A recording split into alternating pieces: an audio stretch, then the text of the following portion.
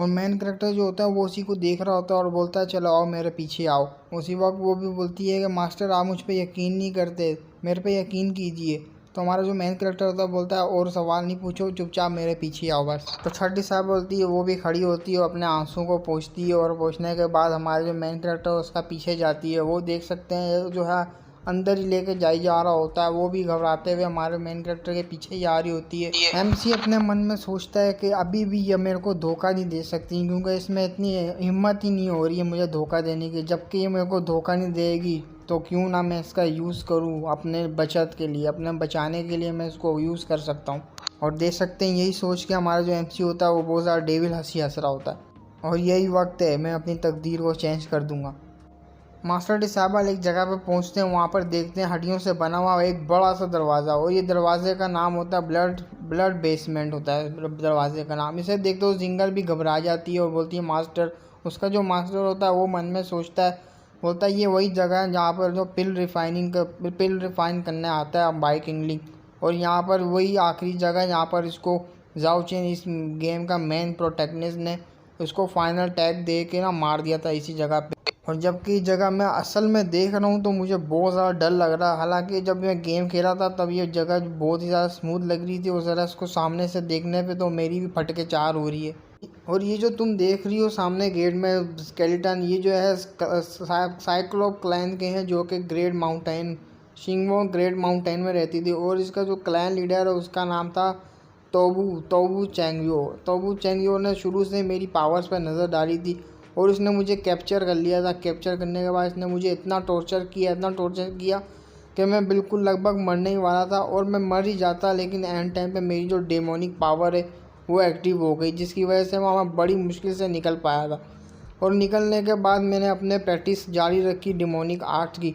जब मैं demonic art में पूरी कम्प्लीटली मैंने टेक्निक को मास्टर कर लिया, मैं दोबारा से इनके पास आया और पूरे शिंगवोंग माउंटेन के जितने भी क्लाइंट्स थी उन सारों को ख़त्म कर दिया मैंने। जितने भी सैक्लोस क्लैम थी वो मैंने पूरी ख़त्म कर दी। ख़त्म करने के बाद मैंने जो अपना बदला लिया था, इस तरीके से मैंने बदला लिया और मेरे साथ इतना बुरा हुआ था।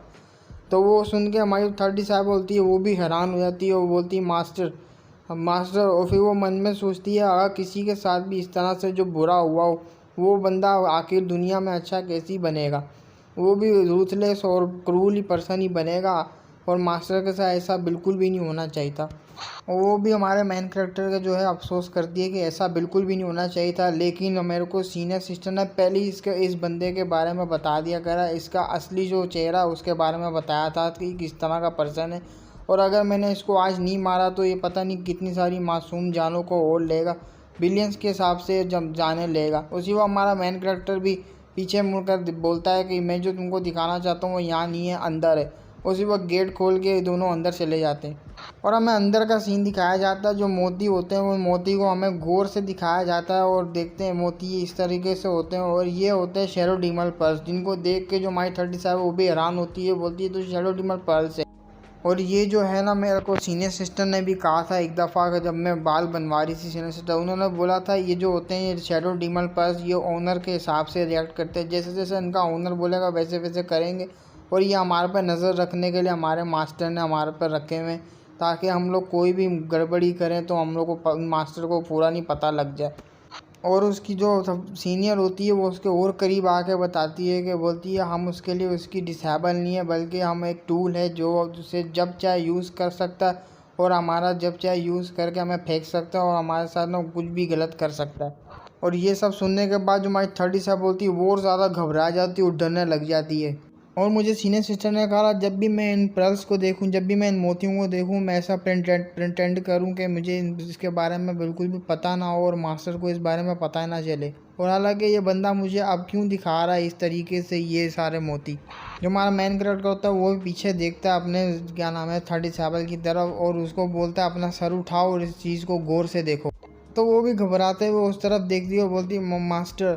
और हमें दिखाया जाता है वो जो मोती होते हैं उनमें से एक स्क्रीन बनना शुरू हो जाती है और वो स्क्रीन बनती है। हमें उस स्क्रीन में दिखाया जाता है एक बच्ची को जो कि रो रही होती है, उसके आसपास जो होते हैं दो लाशें गिरी हुई होती है।